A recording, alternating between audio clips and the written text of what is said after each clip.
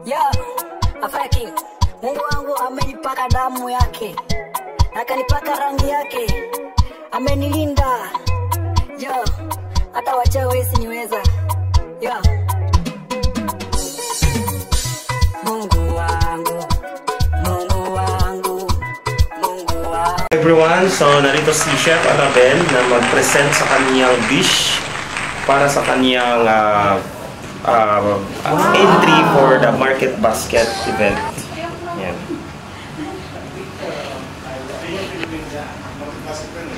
Next. Okay. Hello, hi. Get ready na. Tinanggal yung flour base. Okay, ito yung chef, my own vision ng a la pobre fish. Fish a la pobre, okay? Because dahil lang sa ingredients kung ano yung available. So ito yung nagawa ko for fish a la pobre. Bakit mo na gusto, kasi marami namang dishes na pwedeng lutuin, ba't a la pobre? Sorry po? Bakit a la pobre, fish a la pobre? Fish a la pobre kasi it's easy for me for 40 minutes. And it's tasty. Wish you like it. And yeah, that's it. Okay. Sige, try natin. Thank you. Bilisan mo mag-comment, ha? Ay, tapos na po. Usgaan mo agad, ha? Marami pa yung dish. Kaya huwag mo nang damunin, ha? Tikim lang, tikim lang. Ano pala, chef, ang ginamit mong isda dito? Milkfish, bangos. Ayun, milkfish. Yung maraming tinik. Yun, Gusto niya talaga ako ni Ike. Sana matinig siya, no? Asang isda. Asang isda, ha? Anong sauce mo, ate? Instead of soy sauce, I use instead of oyster sauce, I use soy sauce because they are not the oyster sauce is not available here. Okay. Sarap siya.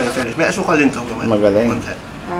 Meron siyang molasses sugar. I make molasses sugar. Asang isda siya. And then, Sinipid mo rin yung kanin, ha?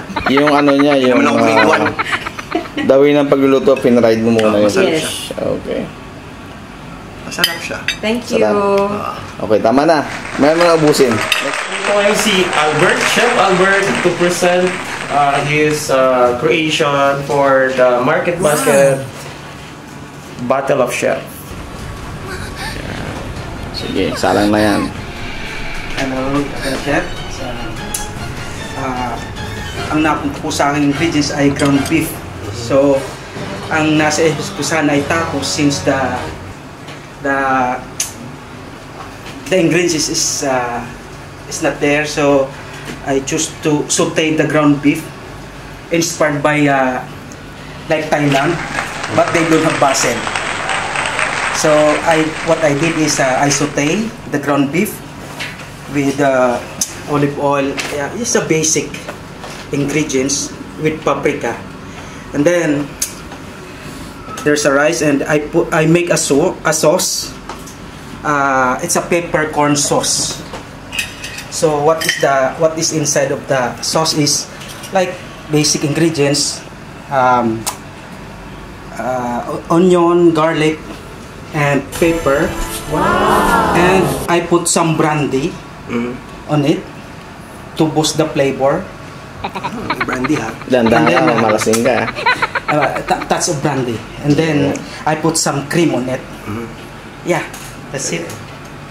And if you want some more sauce I have there, I just put little because it's bit spicy on it. A little bit spicy? Not much, but baka hindi nyo po magustuhan yung ano. Ayun. Pag yan ay nakadalawang subo, sure yan. Anong lasa? Asang beef? Asang beef. Good. Masarap din, ha? Masarap yung sauce mo.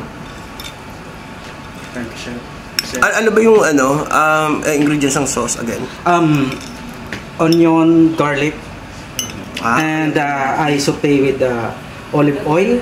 And then, while I sauteing it, I deglaze by the brandy. Then I flame it, and then I put the what do you call it? The cream on it, and then touch of salt and pepper. Salt. Masarap din to ang sauce sa chicken. Okay. Yes. So, we move. Next plate. Sandali. Talaga ayaw kong You must pawat, try ha? things that may not work. And you must not let anyone define your limits because of where you come from. Your only limit is your soul. What I say is true. Anyone can cook, but only the fearless